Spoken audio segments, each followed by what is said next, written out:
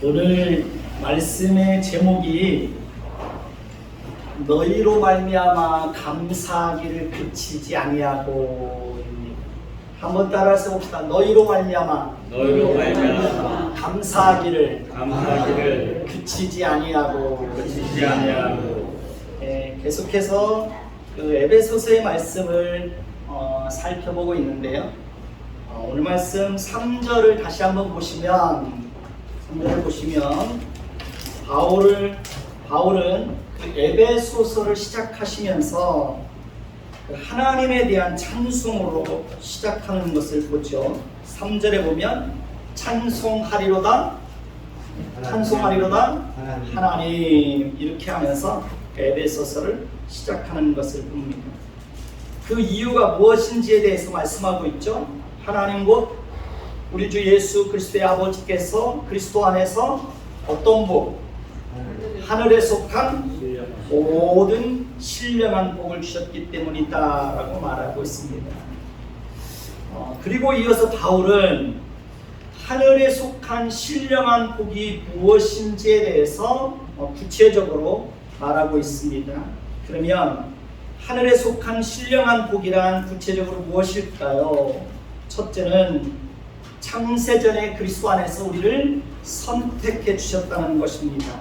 4절을 다시 한번 볼까요?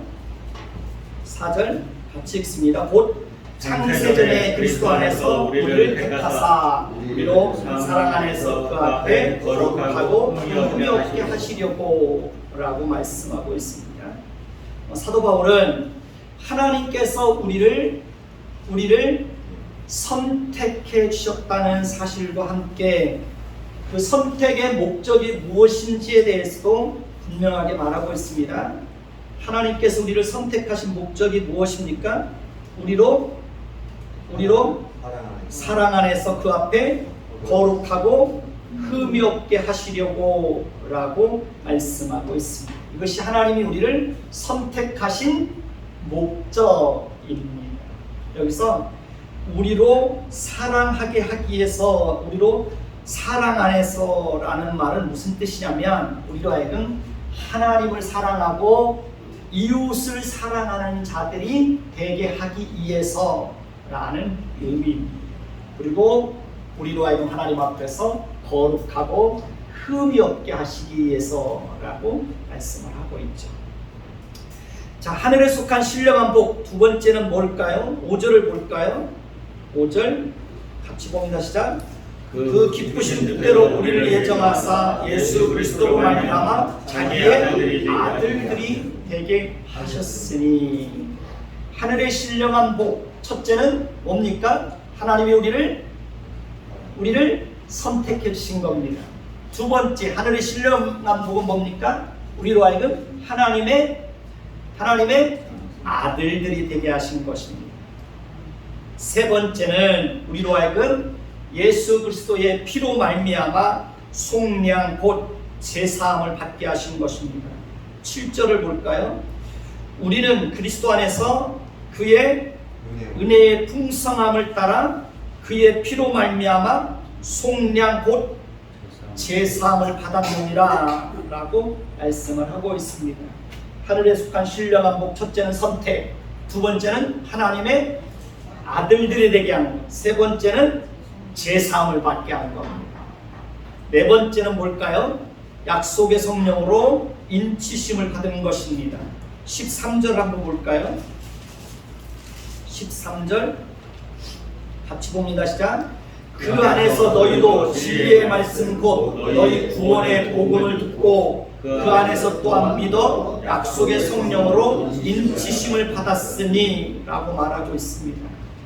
약속의 성령으로 인치심을 받은 것, 그것이 하늘에 속한 신령한 복 네 번째입니다. 인치심을 받았다는 것은 도장을 꽉 찍었다는 의미입니다. 우리가 하나님의 소유가 되고 하나님의 자녀가 되었다는 것을 성령께서 우리 마음 가운데 도장을 꽉 찍어서 확증해 주고 우리가 하나님의 자녀가 되었다는 것을 보증해 준다는 겁니다. 이것이 하늘에 속한 신령한 복입니다. 선택, 하나님의 아들들이 되게 하는 것, 그 다음에 제사함 받게 하는 것, 그 다음에 약속의 성령으로 도장을 꽝 찍어가지고 너희는 하나님의 소유야, 너희는 하나님의 자녀들이야 라고 성령께서 우리를 보증해 준다는 것입니다. 우리가 그리스도 안에서 진리의 말씀 곧 구원의 복음을 들을 때 우리 안에서 내주하시는 성령 하나님께서 우리에게 믿음을 선물로 주시고 하나님의 말씀을 믿게 합니다. 그리고 그 과정을 통해서 우리가 하나님의 소유가 되고 하나님의 자녀가 되었다는 것을 성령 하나님께서 확증해주고 보증해주는 것입니다. 그러면 우리가 어떻게 하늘에 속한 모든 신령한 복이 무엇인지에 대해서 알 수 있었을까요? 우리가 어떻게 그런 사실들을 알게 되었을까요? 오늘 말씀 8절에서 9절을 한번 볼까요? 8절에서 9절입니다. 자, 같이 봅니다. 시작. 이는 그가 모든 지혜와 총명을 우리에게 넘치게 하사 그 뜻의 비밀을 우리에게 알리신 것이요. 거기까지만 보겠습니다. 거기까지만 봅니다. 이는 그가 모든 지혜와 총명을 우리에게 넘치게 하사 그 뜻의 비밀을 우리에게 알리셨다라고 말합니다. 하늘에 속한 모든 신령한 복은 오직 누구만이 우리에게 주실 수 있습니까? 하나님만이 우리에게 주실 수 있는 것입니다. 세상에는 그런 복이 없습니다. 세상에 어떤 권세자라고 하더라도 그런 복을 우리에게 주실 수가 없습니다. 하늘에 속한 모든 신령한 복은 눈으로 보아서 확인하고 손으로 만져서 알 수 있는 것이 아닙니다. 그 복은 오직 누구만 알 수 있을까요? 받은 자 외에는 알 수가 없는 것입니다. 받은 자들은 압니다. 하나님을 알지 못하는 사람들은 그런 복이 있다는 사실에 대해서 알 수 있을까요? 없을까요? 알 수 없습니다. 우리가 받은 복이 무엇인지에 대해서 알지 못합니다. 그 복은 오직 창세 전에 그리스도 예수 안에서 하나님의 자녀로 선택을 받고 하나님의 자녀로 부름받은 사람들에게만 주어지는 복입니다. 우리 스스로의 힘으로는 하늘에 속한 신령한 복이 무엇인지에 대해서 알 수 있을까요? 없을까요? 알 수 없습니다. 지식으로도 알 수 없습니다. 경험으로도 알 수가 없습니다. 막 연구해서 알 수 있는 것도 아닙니다. 오직 하나님께서 성령을 통해서 모든 지혜와 총명을 넘치게 하사 그 뜻의 비밀을 우리에게 알게 하실 때만 알 수가 있다는 것입니다. 그러니까 우리가 하늘에 속한 모든 신령한 복의 그 비밀을 알게 된 것은 하나님께서 성령을 통해서 우리에게 지혜와 총명을 넘치게 하사 그 비밀을 알게 하셨기 때문에 우리는 비로소 하늘의 신령한 복이 무엇인지 알고 그 하늘의 신령한 복에 대해서 눈을 뜨게 되었다는 겁니다. 우리는 눈을 뜬 자들입니다. 하늘의 신령한 복에 대해서 눈을 뜬 사람들입니다. 알지 못하는 사람들은 눈을 감고 있는 겁니다. 그러니까 우리가 하나님의 선택을 받고 하나님의 자녀가 되고 예수 그리스도의 피로 제사함 받고 성령의 인침을 받아서 우리가 하나님의 소유가 되고 하나님의 자녀가 된 것을 보증해 주시는 것은 결코 어느 날 갑자기 이루어진 사건이 아니라는 것입니다. 우리를 구원하기 위해서 성부 하나님, 성자 하나님, 성령 하나님께서는 창세 전부터 놀라운 일들을 계획하셨고 하나님의 뜻을 따라서 모든 일들을 이루셨습니다. 그러니까 우리의 구원은 오랜 역사 속에서 조직적이고 세밀하고 구체적이고 놀라운 방식으로 우리의 구원이 이루어졌습니다. 우리의 구원을 위해서 우리가 한 일은 아무것도 있어요, 없어요? 아무것도 없습니다. 오직 하나님만이 우리를 구원하시기 위해서 놀라운 일들을 행하셨고 우리에게 큰 사랑과 긍휼을 베풀어 주셨습니다. 우리 한 사람 한 사람은 성부 하나님과 성자 하나님과 성령 하나님으로부터 특별한 관심을 받고 놀라운 사랑과 긍휼을 받은 사람들입니다. 믿습니까?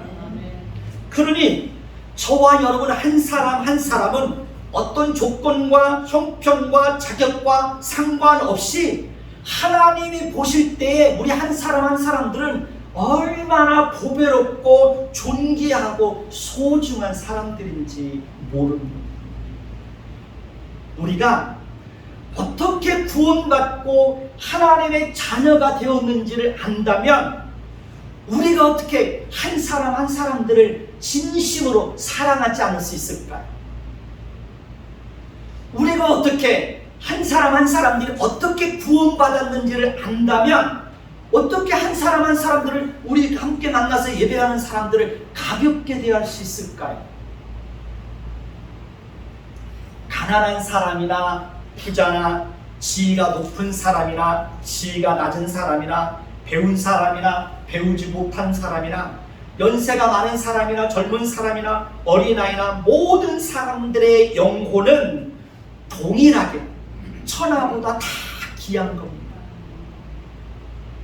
그러니 우리는 한 사람이라도 실족하게 하는 일이 있으면 될까요? 안 될까요? 교회 안에서 그런 일이 있으면 안 되는 겁니다. 의외로 교회 안에서 상처받고 실족해서 이렇게 교회를 떠나서 오랫동안 이렇게 교회를 멀리하는 사람들도 있습니다. 교회 안에서는 그런 일이 있으면 안 되는 겁니다.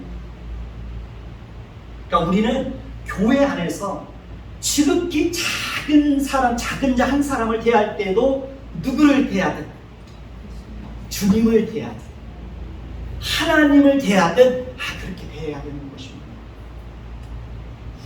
그러니까 진심으로 사랑하고 진심으로 섬기고 진심으로 배려하고 진심을 다해서 따뜻하고 예의 바르고 정중하게 한 사람 한 사람들을 대해야 하는 것입니다. 하나님은 절대로 사람을 외모로 판단하지 않습니다.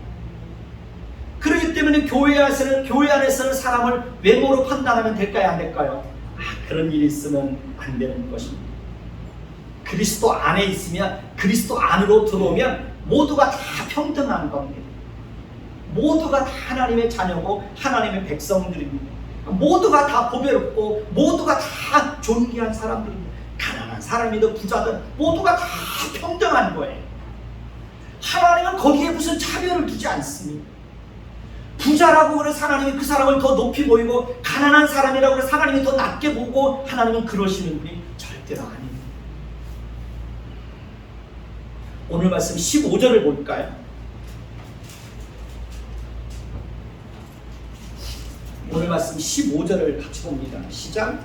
이로 말미암아 주 예수 안에서 너희 믿음과 모든 성도를 향한 사랑을 나도 듣고. 에베소 교회 성도들이 그리스도 안에서 참된 믿음과 서로가 서로를 진심으로 위하고 배려하고 사랑하고 섬길 수 있었던 것은 그들 모두에게 이루어진 구원이 어떻게 이루어진 것인지를 그들은 알고 있었기 때문에 그러는 것입니다. 우리도 마찬가지입니다. 우리에게 이루어진 구원이 어떻게 이루어진 것인지를 안다면 우리는 그리스도 안에서 참된 믿음을 가지고 성도들 한 사람 한 사람들을 진심으로 사랑하고 섬기고 배려하게 될 것입니다. 하나님은 우리 열린교회가 그런 교회 공동체가 되기를 원하는 겁니다. 사도 바울은 에베소 교회 성도들이 그리스도 안에서 참된 믿음과 모든 성도를 향한 사랑을 듣고 기도할 때마다 기억하고 그들로 말미암아 감사하기를 그치지 아니했다라고 말합니다. 이런 본문을 보면 마음이 얼마나 따뜻해지는지 모릅니다. 저도 요즘에 여러분 한 사람 한 사람들이 믿음을 가지고 한 사람 한 사람들을 진심으로 대하고 사랑하고 배려하는 모습을 보면서 기도할 때마다 생각이 나고 책상에 앉아있을 때마다 생각이 나고 여러분 한 사람 한 사람들을 기억하면 얼마나 감사한지 모릅니다. 그러니까 여러분 한 사람 한 사람이 진심으로 교회를 사랑하고 교회를 이해하는 모습을 볼 때마다 생각이 나고 얼마나 요즘에 제 마음이 얼마나 풍성하고 위로가 되는지 모릅니다. 여러분을 생각하면 마음이 얼마나 따뜻해지는지 모릅니다. 사람이 아무리 많아도 교회를 진심으로 사랑하고 교회를 이해하는 마음이 없다면 무슨 소용이 있을까요? 아무리 사람이 많아도 한 사람을 한 사람 대할 때 진심으로 대하고 섬기고 배려하고 사랑하는 마음이 없다면 그 수많은 사람들이 무슨 의미가 있을까요? 저는 우리 열린교회가 비록 사람은 많지 않지만 정말 따뜻한 교회가 되었으면 좋겠다라는 그런 소망을 가지고 있습니다. 저희 교회를 처음 들어오는 분들이 열린 교회는 정말 따뜻해. 교회만 오면 정말 따뜻해. 다른 무엇보다도 그런 교회가 되었으면 좋겠어요. 정말 따뜻한 교회. 따뜻한 교회. 그리고 그렇게 하기 위해서는 서로가 서로를 대할 때 진심으로 사랑하고 배려하고 따뜻한 마음을 가지고 서로를 대해야 되는 것입니다. 제가 여러분들을 대할 때마다 항상 밝은 모습으로 대하잖아요. 근데 그게 전혀 억지가 아니에요. 특별히 막 밝은 모습으로 대해야 되겠다고 생각하고 무슨 결심하고 노력해서 그렇게 하는 것이 아닙니다. 그러니까 여러분들을 대하는 것 자체가 제 마음속에 기쁨이고 즐거움이고 행복이다 보니까 여러분 한 사람 한 사람들을 보는데 저에게는 기쁨이에요. 즐거움이에요. 즐거움. 그러니까 여러분들을 대할 때마다 그러니까 제가 굉장히 밝게 대하잖아요. 너무 저는 제가 막 연기하려고 그러는 건 아닌데 여러분들을 보는 것 자체가 즐겁다 보니까 그냥 자연스럽게 여러분들을 보면 밝고 따뜻하게 대할 수 있게 되는 것입니다.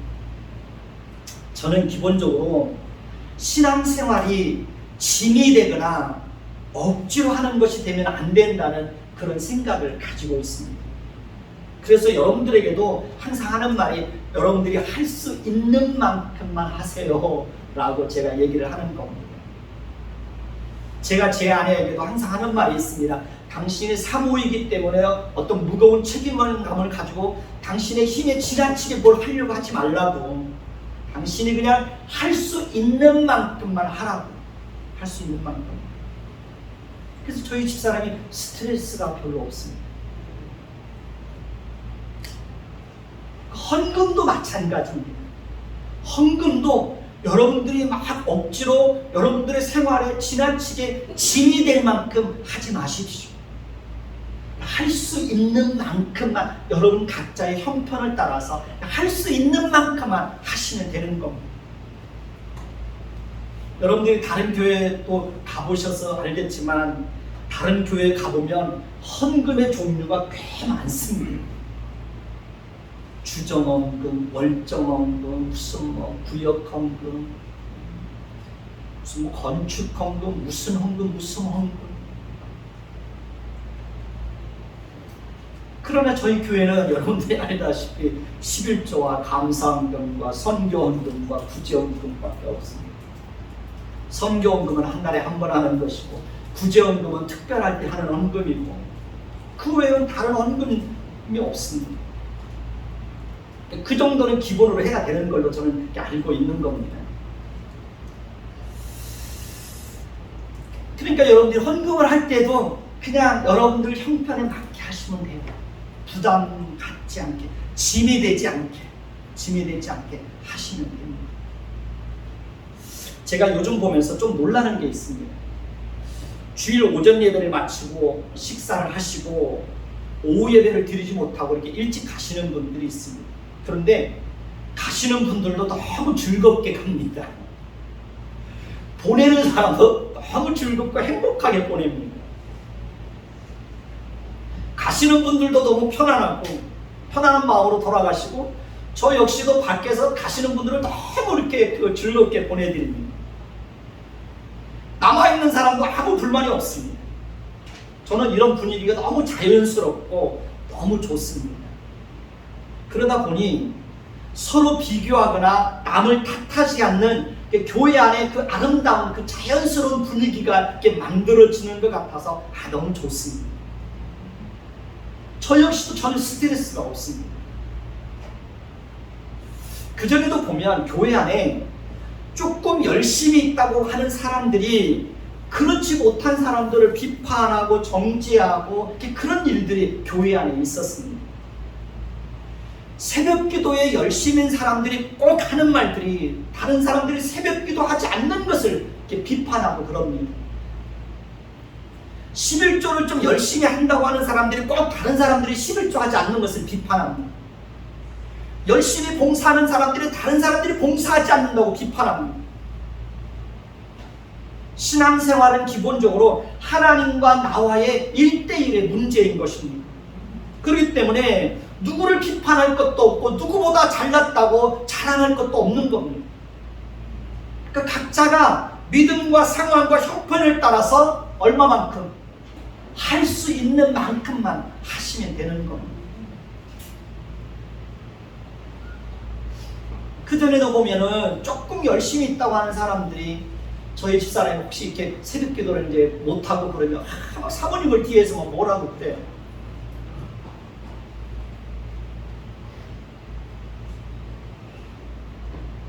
그 교회를 개척한 이후에 불과, 그러니까 여기 예배당이 이쪽으로 이전하기 전까지만 해도 교회를 개척하고 난 이후에 지금까지 예배당 청소 누가 했는지 아십니까? 항상 제가 했습니다. 제가 20년 넘게 예배당 청소 제가 했습니다.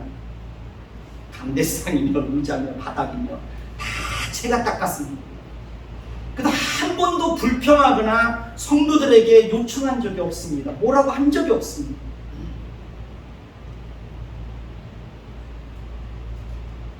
요즘에는 그래도 청소를 같이 하시는 분들이 있습니다.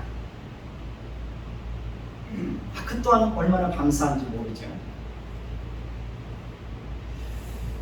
그러니까 무엇이든지 자원하는 마음으로 하는 것이 가장 하나님 보시기에 아름답다. 자원하는 마음으로 하면 무엇이든지 즐거운 거예요. 전 기본적으로 청소하는 걸 참 좋아해요. 아무 불만이 없어요.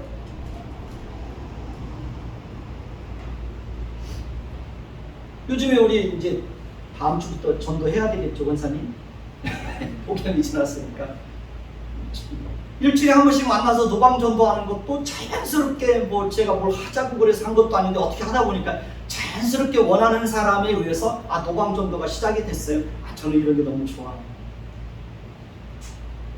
교회가 성도들을 막 희생시키고, 옛날에는 막 교회가 성도들을 막 뺑뺑이 돌리고 막 가만 놔두면 안 된다고, 성도들 가정을 생각하지도 않고 일방적으로 교회가 성도들을 막 교회에 희생시켜 왔던 게 사실이에요. 그러다 보니까 가정들을 들어가 보면 가정에 아픔이 있고 교회에 대한 상처가 많고 그랬습니다.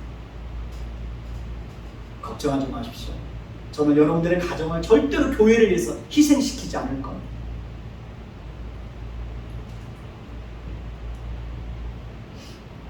교회와 가정이 똑같이 중요한 겁니다.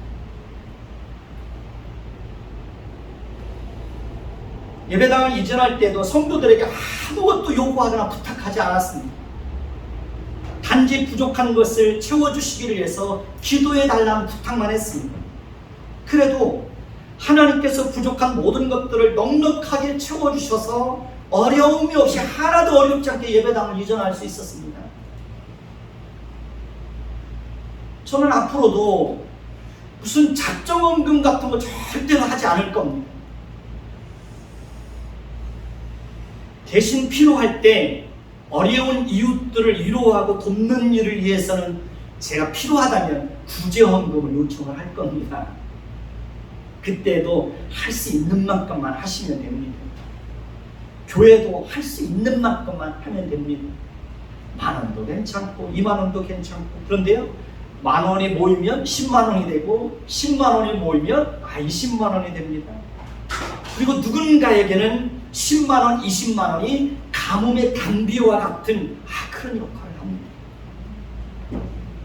그러니까 단돈 10,000원이라고 할지라도 누군가에게는 위로가 되는 겁니다. 저도 교회를 개척하고 난 이후에 정말 단돈 10,000원도 없이 지낼 때가 참 많았습니다.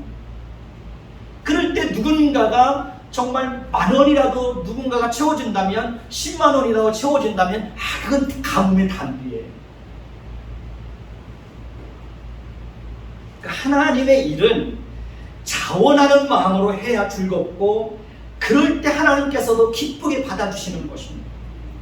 그래서 신앙생활은 짐이 되면 안 됩니다. 그러니까 신앙생활은 즐거워야 되고 행복해야 됩니다. 제가 우리 아이들에게도 항상 했던 말이 그겁니다. 너희가 목사의 아들이니까 이렇게 해야 된다고 아이들에게 그 짐을 지워준 적이 없습니다. 아빠도 하나님의 자녀고 너희들도 하나님의 자녀니까, 아빠도 하나님 앞에서 성실하게 하나님을 섬길 테니까 너희들도 각자의 형편에 따라서 하나님을 성실하게 섬겼으면 좋겠다라는 말을 아이들에게 했을 뿐이지, 목사의 자녀니까 이렇게 해야 된다 저렇게 해야 된다 그런 말을 하지 않았습니다. 단지 아이들이 자연스럽게 하나님을 인격적으로 만나기를 원했고, 그 자연스러움 속에서 아이들이 하나님 앞에 헌신하고 하나님을 섬기기를 원했지, 목사의 아들이니까 라는 짐을 지워준 적이 없습니다.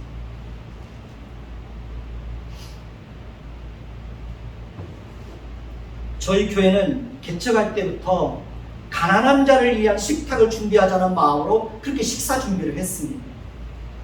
가난한 사람들이 주일에 와서 한 끼만이라도 좀 풍성하게 드시고 가셨으면 좋겠다 그런 생각이었습니다. 실질적으로 전도를 하고 신방을 다니다 보면 정말 그 빈약하게 식사를 드시는 분들이 있습니다. 반찬도 없이 어쩔 수 없이 먹어야 되니까 한 끼 한 끼 아무 맛도 없이 그렇게 억지로 드시는 분들이 있습니다. 그런 분들이 주일날 교회에 오셔서 한 끼만이라도 좀 풍성하게 잘 드시고 가셨으면 좋겠다 그런 생각이 있습니다. 그런데 요즘엔요, 갑자기 식탁이 풍성해진 느낌이 듭니다. 얼마나 감사한지 모릅니다. 여러분들이 가난한 자를 섬기는 마음으로 그 작은 일에 동참하고 있다면 그것이 하나님이 기뻐하시는 일이 되는 겁니다. 데살로니가전서 4장 9절을 보시면, 형제의 사랑에 관하여는 너희에게 쓸 것이 없음을 너희 자신들이 하나님의 가르침을 받아 서로 사랑함이라 라고 말합니다. 데살로니가 후서 1장 3절을 보면, 형제들아 우리가 너희를 위하여서 항상 하나님께 감사할지니 이것이 당연하면 너희 믿음이 더욱 자라고 너희가 다 각기 서로 사랑함이 풍성함이니라 라고 말합니다. 바울이 데살로니가 교회를 생각할 때마다 항상 하나님께 감사했던 이유가 무엇인지 아십니까? 그 이유는 그들의 믿음이 점점 더 자라고 다 각기 서로 사랑함이 풍성했다는 것. 그러니까 바울은 데살로니가 교회에 대해서는 형제 사랑에 대해서는 더 이상 할 말이 없었다는 거예요. 왜냐하면 그들은 하나님의 가르침을 받아서 서로를 사랑함이 풍성했기 때문이라고 말합니다. 하나님은 모든 교회가 데살로니가 교회처럼 그렇게 되기를 원하고, 우리 열린 교회도 서로를 사랑함이 어떻게 되기를? 풍성해지기를 원하는 겁니다. 그런데 어떤 교회를 보면 정말 피 터지게 싸웁니다. 아주 오래전에 이 동네 한 교회는요, 교회에서 싸움이 일어나가지고 어떤 집사님이 칼을 들고 갔던 적이 있어요. 나누어져서 몸싸움을 합니다. 아주 그런 교회들이 많습니다. 교회 안에 왜 그런 일이 있다고 생각하십니까? 그 이유는 우리 자신이 어떻게 구원을 받아서 하나님의 자녀가 되었는지에 대해서 잘 모르기 때문입니다. 그러다 보니 사람을 대하는 태도가 근본적으로 변하지 않는 것입니다. 여러분 자신이 어떻게 하나님으로부터 사랑을 받고 어떻게 구원을 받게 되었는지 여러분 자신을 한번 보십시오.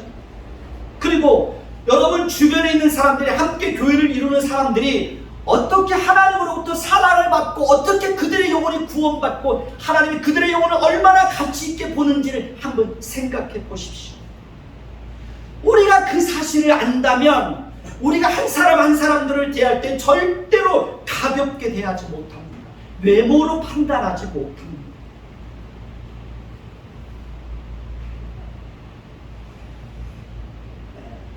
데살로니가 교회는 사랑이 넘치는 교회였습니다.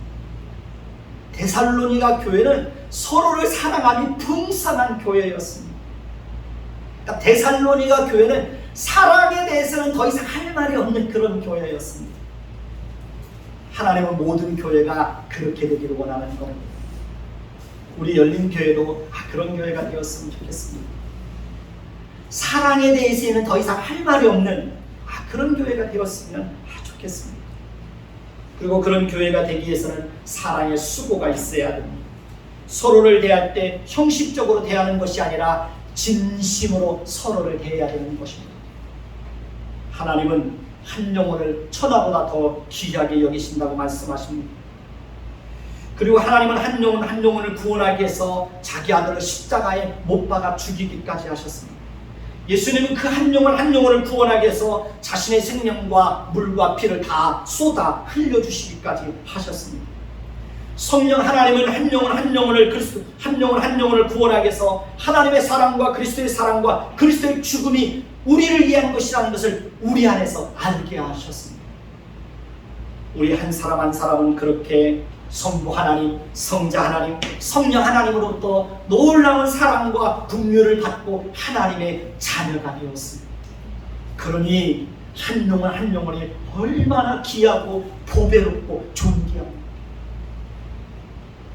우리는 한 영혼 한 영혼을 대하시는 하나님의 성품, 한 영혼 한 영혼을 대하시는 하나님의 마음, 그 마음을 가지고 서로를 대해야 되는 것입니다.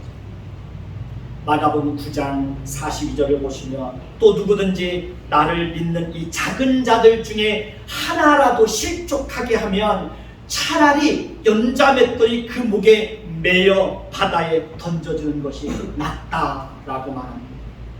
실족하게 한다는 것은 걸려서 넘어지게 하는 겁니다. 연자맷돌은 1톤이나 되는 무게입니다. 그러니까 이 말씀은 예수님께서 한 영혼 한 영혼을 얼마나 사랑하고 얼마나 가치 있게 보는지를 보여주고 있는 것입니다. 예수님은 줄인 자에게 먹을 것을 주고 목마른 자에게 마실 것을 주고 나그네 되었을 때 영접하고 헐벗었을 때 옷을 입히고 병들었을 때 돌아보고 옥에 갇혔을 때 와서 보는 것, 그것이 바로 예수님 자신에게 하는 것이라고 그렇게 말씀을 하십니다. 이것은 사회적 약자를 대하는 우리의 태도가 어떠해야 되는지를 가르쳐주고 있는 것입니다. 우리는 사회적 약자를 대할 때 어떻게 해야 됩니까? 주님을 대하듯 그렇게 해야 되는 것입니다. 그러나 세상은 사회적 약자를 대할 때 멸시하고 조롱하고 함부로 대합니다. 그러나 우리는 절대로 그렇게 하면 안 되는 것입니다. 여러분, 감사만 잘해도 신앙생활을 잘 할 수 있습니다. 감사는 우리의 태도를 바꿉니다. 우리가 태도만 바꾸어도 많은 것을 배우고 많은 것을 바꿀 수가 있습니다. 사람을 대하는 태도만 바꿔도 인간관계를 정말 잘할 수 있습니다. 우리는 한 사람 한 사람들을 대할 때마다 감사와 존중과 사랑과 배려와 이해와 관용과 긍휼과 예의를 가지고 한 사람 한 사람들을 늘 그렇게 따뜻하게 대해야 되는 것입니다. 우리는 사람을 대할 때도 밝고 긍정적이고 환한 모습, 늘 사람을 그렇게 대해야 되는 것입니다. 그러니까 내 생각과 달라도 인정하고 경청하는 자세를 가져야 됩니다. 어떤 목사님이 우울증을 극복하는 방법이라는 책을 썼는데요, 그 책의 내용을 보면 공감이 가는 내용이 있습니다. 그분의 말씀에 의하면 우울한 감정을 가지고 사는 사람은 무엇을 보고 무엇이 들어가도 그 속에서 우울한 것이 나온다는 겁니다.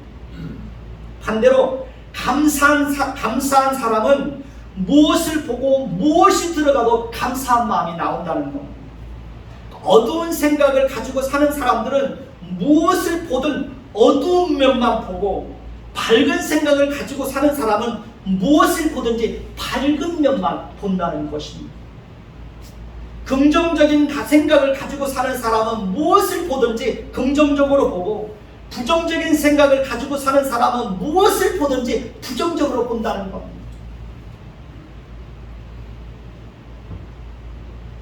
요한복음 1장 18절을 보시면 우리가 다 그의 충만한 데서 받으니 은혜 위에 은혜더라. 그렇습니다.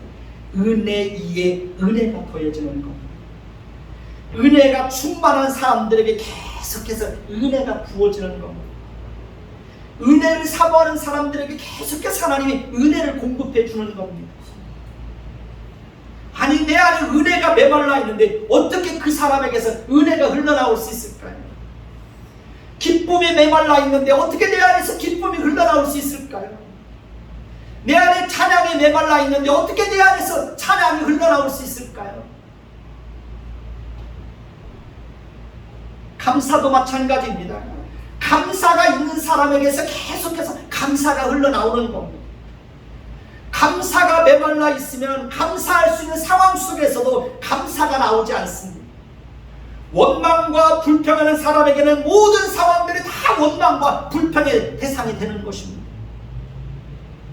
긍정의 에너지가 넘치는 사람들에게서 계속해서 긍정의 에너지가 나오고요, 밝은 에너지가 넘치는 사람에게서 계속해서 밝은 에너지가 나오는 것입니다. 우리는 한 번 사는 인생 기왕이면 어떻게 살아야 될까요? 밝게 살아야 해요. 밝게. 잘 웃으십시오. 잘 웃으십시오. 웃으면요 얼굴이 환해집니다. 잘 웃는 사람들은요 표정이 다릅니다. 표정이 달라요. 기왕 한 번 사는 인생 즐겁게 살아야죠. 행복하게 살아야죠. 그것이 자신의 인생을 지혜롭게 사는 비결입니다. 함께 찬송하신 후에 들은 말씀을 생각하면서 기도하는 시간을 갖도록 하겠습니다.